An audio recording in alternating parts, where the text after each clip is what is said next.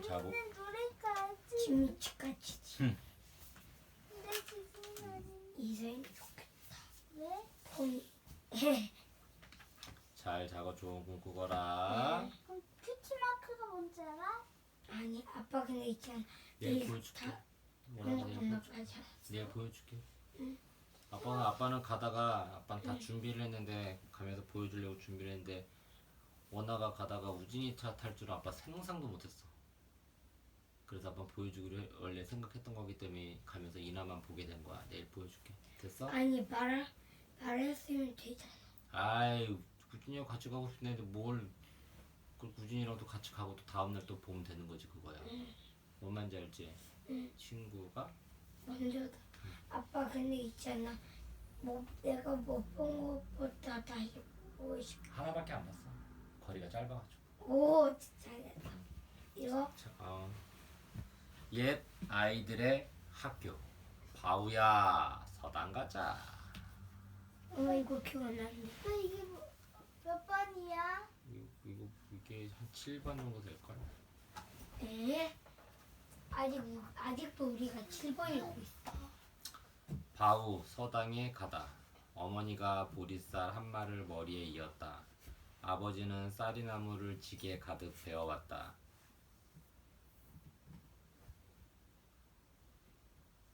바우야 따라오너라 서당에 가자. 그런데 보리쌀은 왜 가져가요? 너를 가르쳐 주실 군장님께 드려야지. 그럼 쌀이나무는요? 네가 잘못하면 맞을 내매다. 매라고요? 나 서당 안 갈래요. 하지만 어머니는 내 손을 끌고 서당에 갔다. 내매는 아이가 잘못했을 때 쓰라고 부모가 직접 만들어다 주는 매. 그럼 누가 매매? 서당님, 훈장님. 선장님. 서당에서 공부를 가르치시는 훈장님. 훈장님 천자문을 가르치다. 나는 천자문을 배우기 시작했다.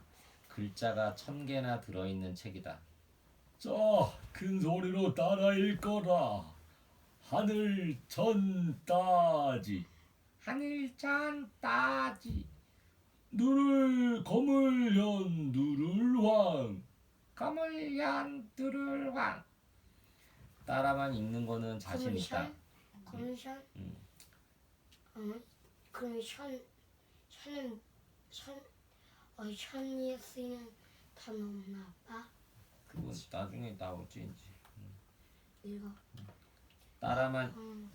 이거. 따라만 읽는 거는 자신 있다. 진짜 쉽다. 그런데 공부가 끝나자 훈장님이 말씀하셨다. 오늘 배운 것을 집에 가서 100번 읽고 외워오너라. 어휴, 100번을 언제 다 읽고 외우지? 천재 알려준 건가? 사판에 글자를 쓰다. 수동형님은 우리 서당의 접장이다. 접장은 훈장님을 대신해 어린 학동들에게 공부를 가르친다. 오늘은 글씨 쓰기를 하자. 너는 처음이니 사판에 쓰거라. 사판이 뭐야? 나는 모래를 담은 판에 나뭇가지로 글씨를 썼다. 글씨가 삐뚤빼뚤. 지우고 다시 써도 삐뚤빼뚤. 수동형님은 붓에 먹물을 묻혀 종이에 썼다. 글씨도 반듯반듯. 정말 척척 잘도 쓴다. 나는 언제쯤 저렇게 쓸 수 있을까? 접장. 서당 학동들의 우두머리. 오리꼴 할머니 편지를 들고 오다. 오리꼴 할머니가 편지를 들고 찾아왔다. 권장님, 편지 좀 읽어주세요. 멀리 계신 어머니, 기체 후 일양 만강하옵신지요. 그럼 나야 별일 없지. 에고, 너는 몸성이 잘 있냐? 다음 날 어머니 생신 때 집에 가겠습니다. 먼 길을 오려면 고생일 텐데 네가 좋아하는 수수떡 해놓으마. 오리꼴 할머니는 편지에 대고 대답을 하셨다. 할머니는 훈장님네 밭일을 도와주신다며 서둘러 가셨다. 아들이 온다니까 기운이 벌벌 나시는구나.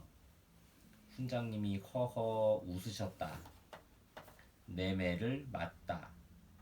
어제 공부한 걸 다 외우지 못하다니 내매를 가져오너라.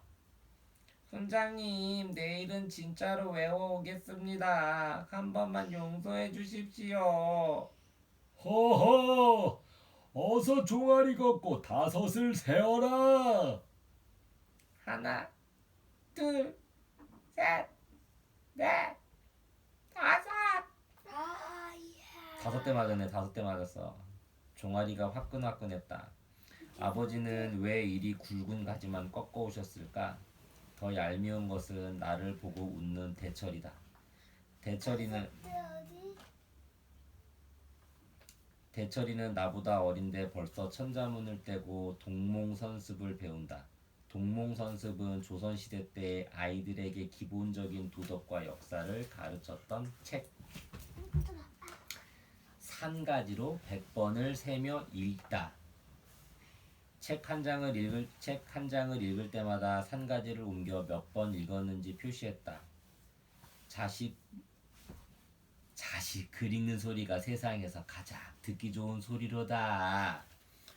어머니 말씀에 나는 더 큰 목소리로 읽었다. 찌과 필개 능능망망 득능막망. 그건 무슨 뜻이냐? 자신의 잘못을 깨달으면 반드시 고쳐야 한다. 무엇이든 배우면 잊지 않아야 한다. 그런 뜻입니다. 뭐라고 다시 뜻 말해봐. 참으로 좋은 말씀이구나. 아빠 다시 뜻 말해봐. 자신의 잘못을 깨달으면 반드시 고쳐야 한다. 무엇이든 배우면 잊지 않아야 한다. 그런 뜻입니다. 아. 어머니는 기뻐하셨지만 나는 너무 졸렸다. 산가지, 옛날 사람들이 술을 셀 때 쓰던 막대기. 학동들, 고을 모듬 놀이하다. 훈장님이 곧불이 심하셔서 의원을 만나러 가셨다. 곧불은 옛날에 감기를 곧불이라고 불렀다고 했지? 접장 형님이 먹을 갈다가 말했다. 훈장님 안 계신 동안 고을 모듬 놀이 할까? 우리는 두 편으로 갈라 앉은 뒤 종이를 한 장씩 놓았다. 접장 형님이 책 한 권을 꺼내 펼치고는 말했다. 양자, 평자, 안자가 들어가는 고을 이름을 쓰거라. 많이 쓰는 편이 이기는 거다. 고을 모듬. 책에 있는 글자를 골라 고을의 이름을 적는 놀이. 곧불. 감기를 이르는 순 우리말. 평창, 한평, 평택, 단양, 양주, 밀양, 안동. 안자가 들어가는 고을 이름이 생각나지 않아 끙끙거리는 동안 대철이네 편은 우리보다 3개나 더 썼다. 아 맞다. 부안이 있는데 안성도 있고. 왜 이제야 생각이 나는 건지 진짜 아깝다. 나도 접장이 되고 싶다. 수동 형님이 공부를 더 많이 하러 한양으로 떠났다. 훈장님이 새 접장으로 누가 좋을지 물으셨다. 나이가 많은 운길이 형님이 좋겠습니다. 아이가 둘이나 있는 길수아범이 좋겠습니다. 훈장님이 나에게도 물으셨다. 바우야, 넌 누가 접장을 하면 좋겠느냐? 바로 나입니다. 접니다. 제가 접장을 하면 잘할 것입니다.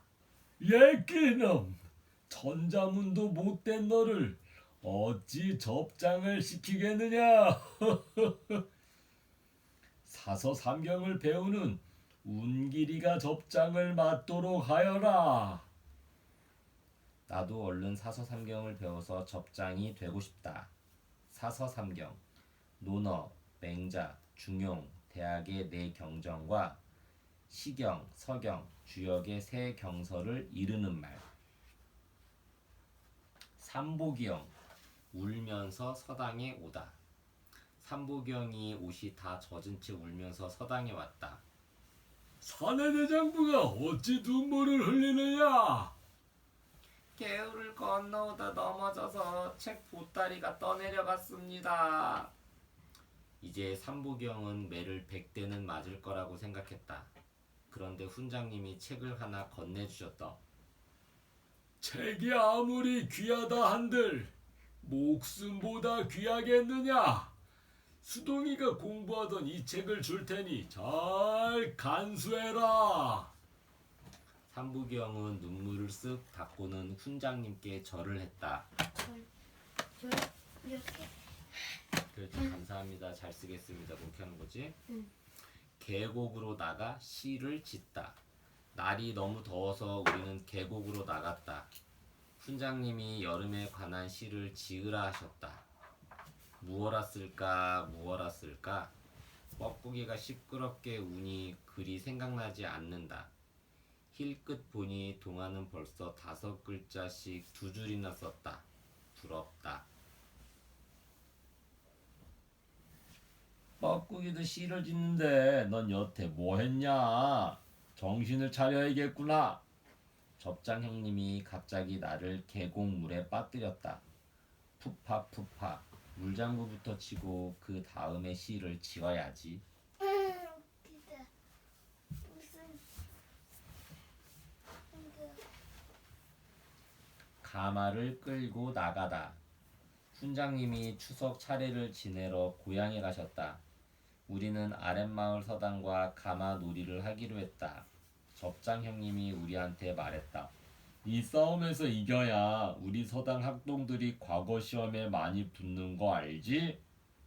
우리는 깃발을 여러 개 앞세우고 며칠 동안 만든 가마를 끌고 동네를 한 바퀴 돌았다. 앞에 가는 마부 어이야 내 말 좋다 자랑 마라 내 말 좋다 자랑 마라. 만세, 우리가 이겼다. 개울 건너 큰 마당에서 아랫마당 서당 학동들과 마주쳤다. 어허, 길을 비켜라.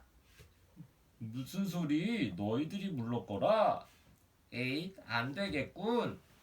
서로 깃발을 빼앗고 가마를 빼앗는 싸움이 시작되었다. 접장 형님이 나를 목말 태워 재빨리 달려갔다. 나는 순식간에 아랫마을 깃발을 쏙쏙 뽑아냈다. 그리고 다른 형들이 우르르 몰려가 아랫마을 가마를 무너뜨렸다. 만세! 우리 서당이 이겼다. 마을 어른들도 풍악을 울리며 즐거워하신다. 훈장님 겨울 준비를 하다. 동아 아버지가 땔감을 많이 해오셨다. 우리 어머니는 솜버선을 지어오셨다. 다른 어머니들도 보리쌀과 김장 김치를 가져오셨다. 감사합니다. 더 잘 가르치겠습니다. 훈장님이 부모님들께 인사를 했다. 우리 바우 내매가 아직도 많으니 더 많이 때려주십시오. 우리 동아를 부디 사람으로 만들어 주십시오. 어른들은 모두 이상한 말씀만 하신다. 훈장님은 이제 걱정 없이 겨울을 나겠다. 왜 이렇게 때려달라 그러는 거야, 자기 아이들을? 빨리 좀 외우고 새 책 받으라고. 공부 열심히 하게. 공부 외우라 그러면 안 외우고 그러면 회초리 때려서라도 가르치려는 거야. 뭔 말인지 알겠어? 응. 맞으면 빨리빨리 하니까. 무슨 말인지 알아? 맞기 싫어서 어떻게 하겠어? 빨리 하지. 음. 빨리. 드디어 천자문을 떼다. 동이가 동몽선습을 다 끝내고 책거리를 할 때 얼마나 부러웠는지 모른다. 나도 드디어 천자문을 다 떼었다. 어머니는 학동들에게 돌릴 떡을 머리에 이고 나는 훈장님께 드릴 닭과 술병을 들고 서당에 갔다. 바우야, 공부하느라 애썼다. 훈장님이 내 머리를 쓰다듬어 주셨다. 바우가 서당에 다니고부터 얼마나 의젓해졌는지 모릅니다. 훈장님 고맙습니다. 어머니까지 칭찬을 하니 좀 부끄러웠다. 명심보감 책을 봤다. 훈장님이 나에게 명심보감을 주셨다. 드디어 명심보감을 공부하게 되다니 참 기뻤다. 그런데 책의 맨 앞 장에 뭐가 가득 씌어 있었다. 누가 책에 낙서를 했습니까? 낙서가 아니고 그 책으로 공부한 형님들 이름이란다. 우리 서당에서 우수한 학동들만 공부하던 책이니 우수한 게 뭐야? 공부를 잘한 학동. 너도 열심히 공부하고 이름을 적어 물려주거라. 우와, 수동 형님 이름도 씌어 있다. 이 책에는 어떤 것들이 들어있을까? 나도 수동 형님처럼 열심히 공부해야지.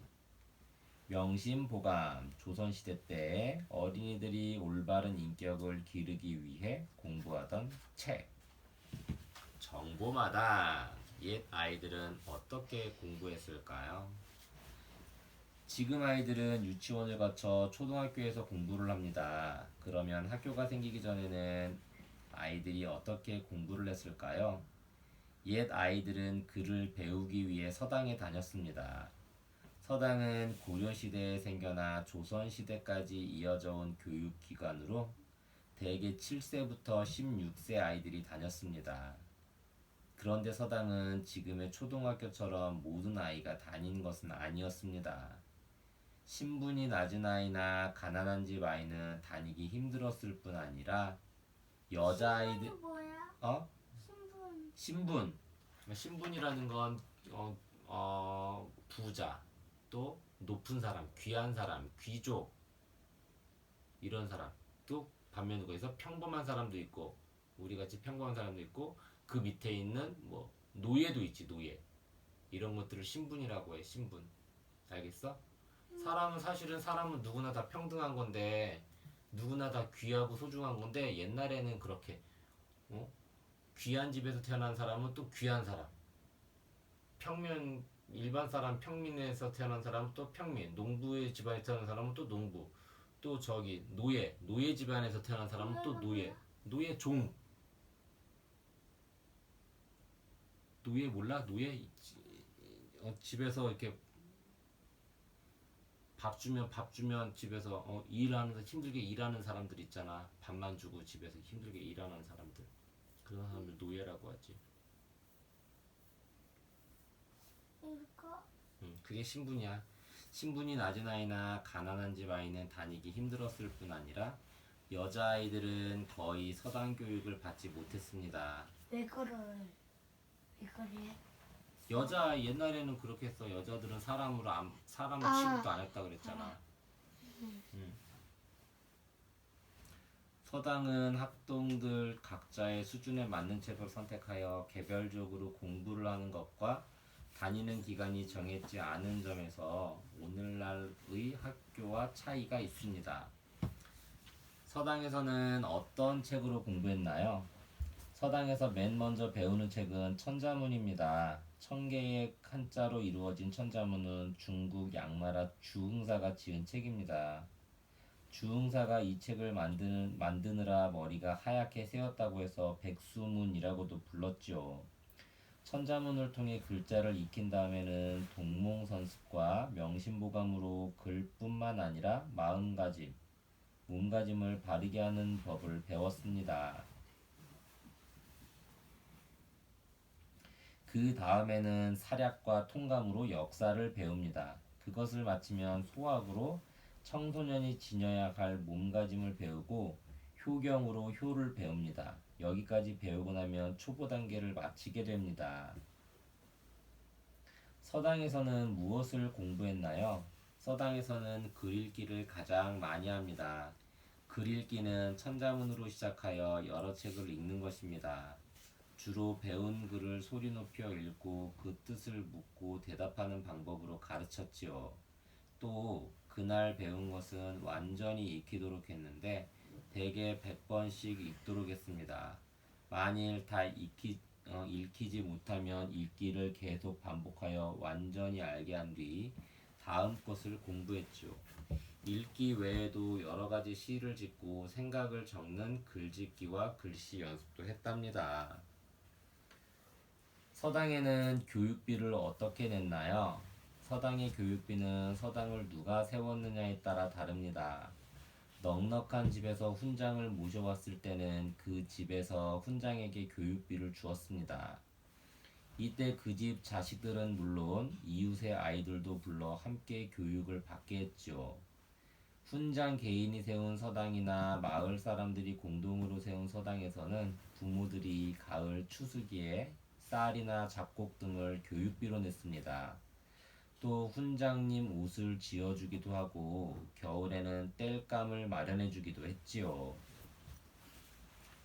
책거리가 무엇인가요? 서당에서는 책 한 권을 다 외워야 그 책을 다 배운 것이 되기 때문에 책 한 권을 끝내는 것은 아주 큰일이었습니다. 책 한 권을 다 외워야 된대. 그래야 책이 끝나는 거래. 그래서 책 한 권을 끝내는 것은 아주 큰일이었습니다. 큰일이 뭐야? 아주 큰 일이라고. 아주 큰 일, 대단한 일이라고.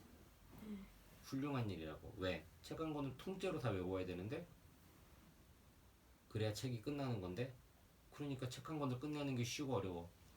어렵지. 그러니까 아주 큰 일이라고, 아주 대단한 일이라고, 아주 훌륭한 일이라고. 그래서 책 한 권을 떼고 나면 작은 잔치를 벌였습니다. 책을 뗀 아이 집에서 떡을 해와서 학동들과 나누어 먹었죠. 또 훈장님께는 술이나 닭을 선물하여 고마움을 표시했습니다. 그러니까 훈장님이 이렇게 회초리 매를 들어가지고 빨리야, 왜 못 외워왔어? 빨리 맞아, 빨리 외워. 그리고 그렇게 해서 공부를 시킨 거지. 알겠어? 서당에서는 공부만 했나요? 서당에서 놀 때는 공부를 겸할 수 있는 놀이를 했습니다.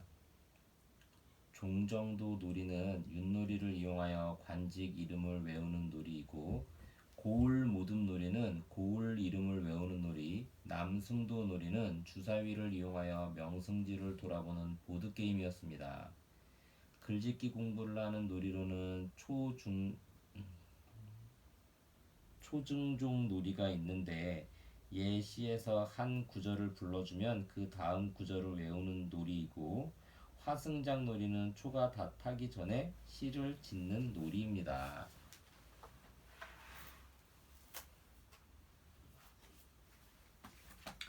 옛 사람들의 소식 전하기. 보찜 메고 집신 고쳐 신고.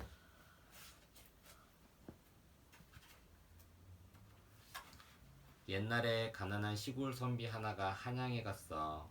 몇 년을 준비한 끝에 과거 시험을 보러 간 거야.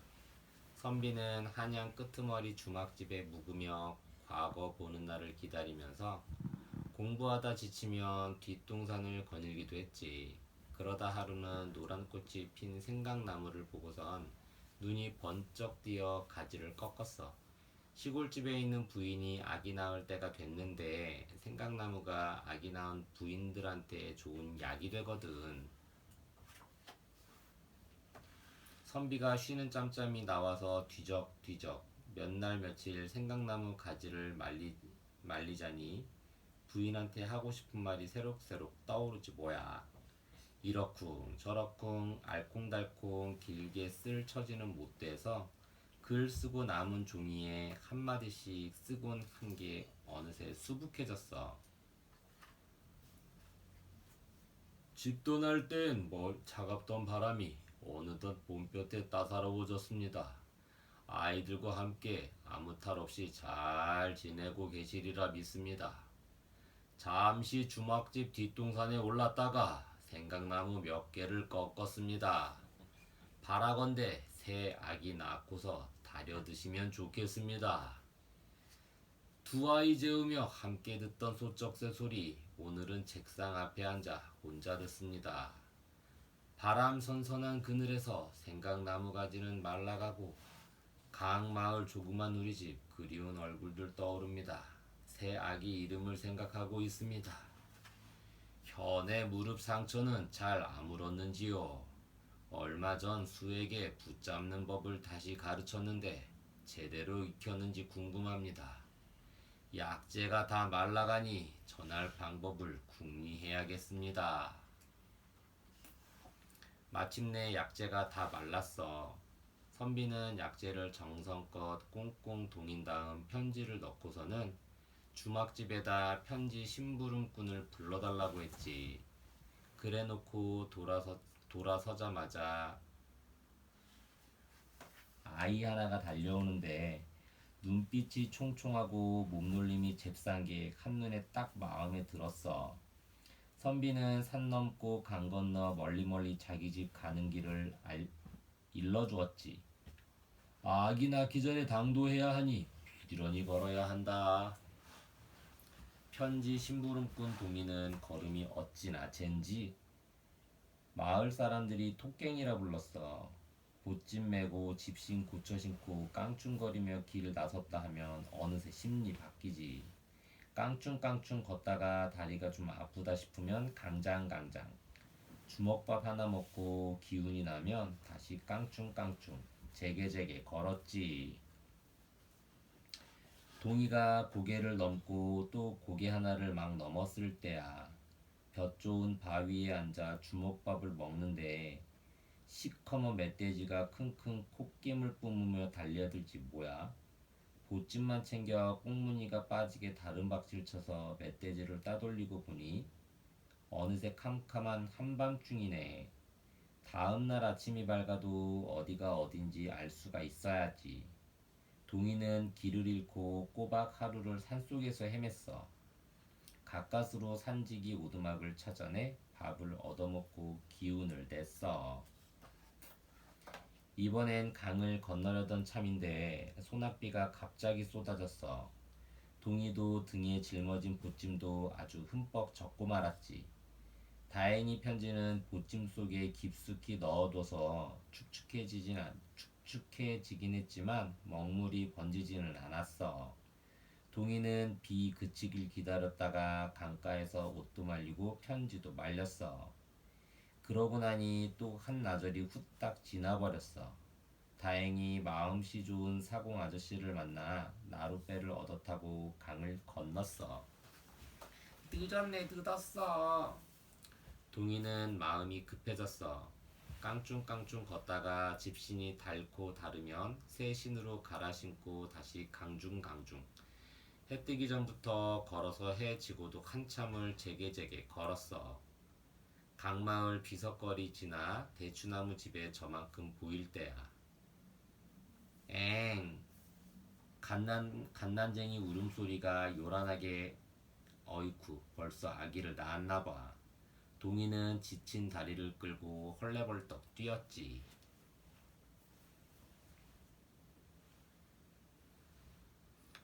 아버지 편지다. 이것 봐. 약재도 보내셨네.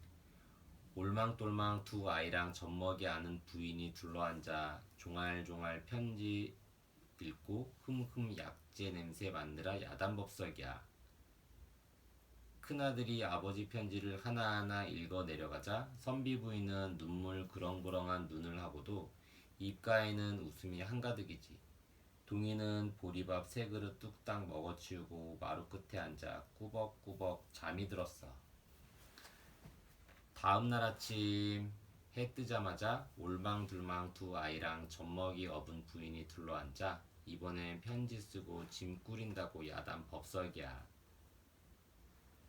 나도 편지 쓸래요.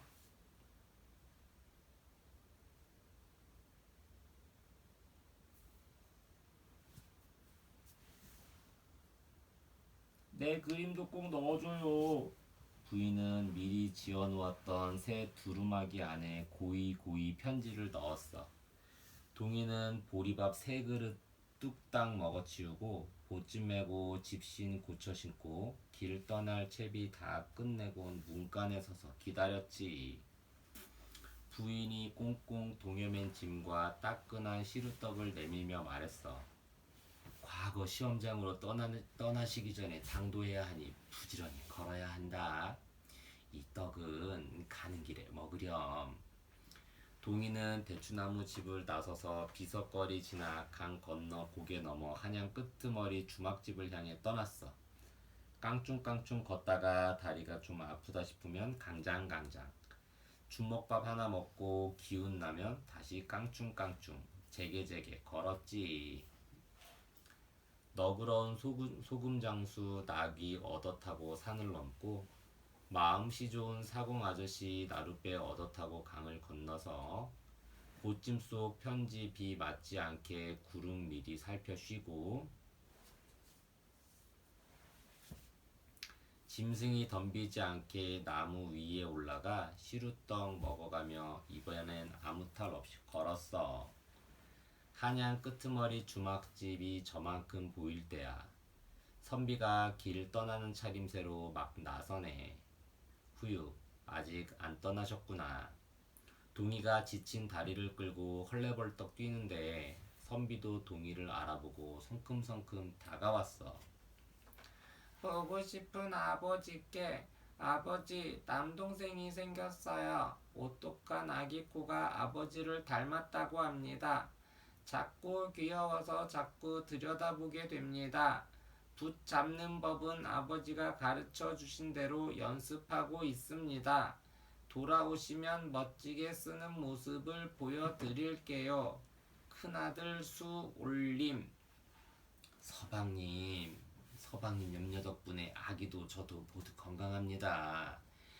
글 읽기도 바쁘신데 손수 약재를 말려 보내시니 홀로 아기 낳느라 쌓인 서러움이 눈 녹듯 사라졌습니다. 정성껏 다려 먹겠습니다. 그제밤엔 좋은 꿈을 꾸었습니다. 큰 용이 비단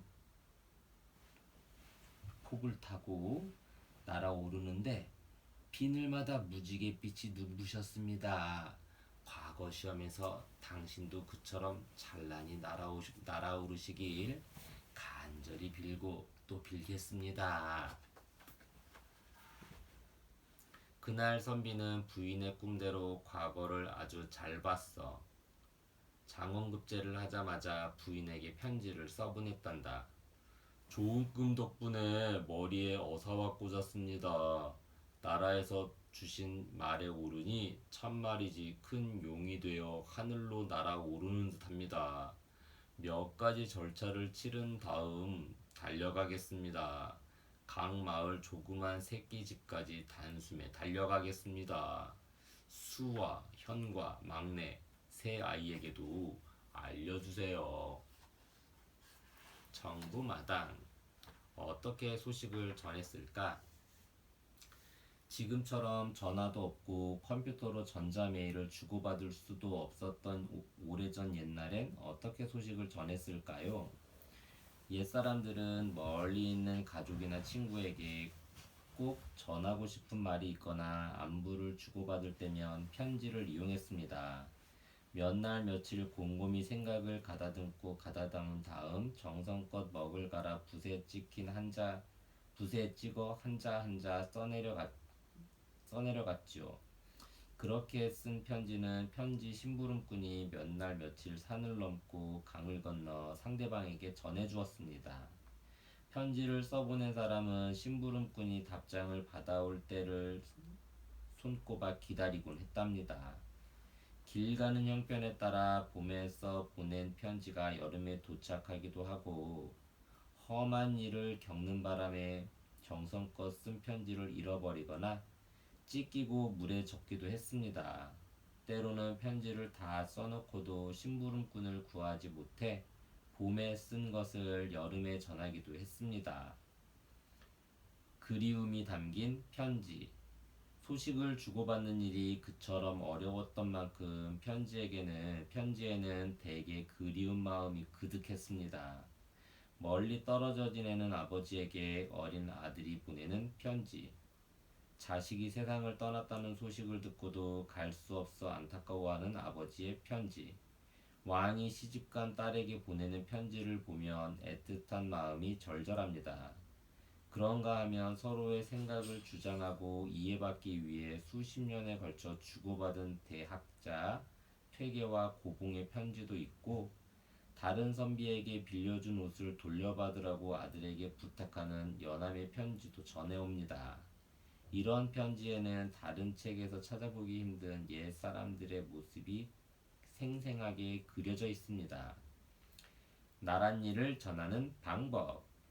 임금이 내린 명령을 지방 여러 곳으로 전하거나 나랏일을 보는 관리들끼리 소식을 주고받을 때에는 좀 더 짜임새 있는 방법이 필요했습니다.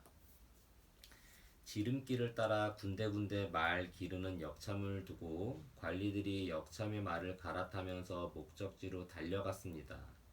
이때 관리들은 마패를 지니고 다녔는데 마패에 새겨진 말의 수만큼 말을 사용할 수 있었습니다.